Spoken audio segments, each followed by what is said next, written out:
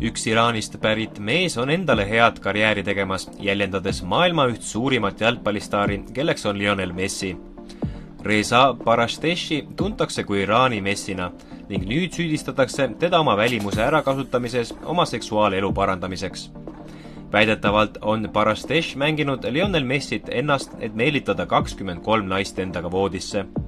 Vaatamata sellele, et Reza Parashtesh kasutab ära selgelt oma sarnasust Messiga, on mees ise eitanud tema kohta esitatud väiteid ja lubanud oma nimelt plekid maha pesta.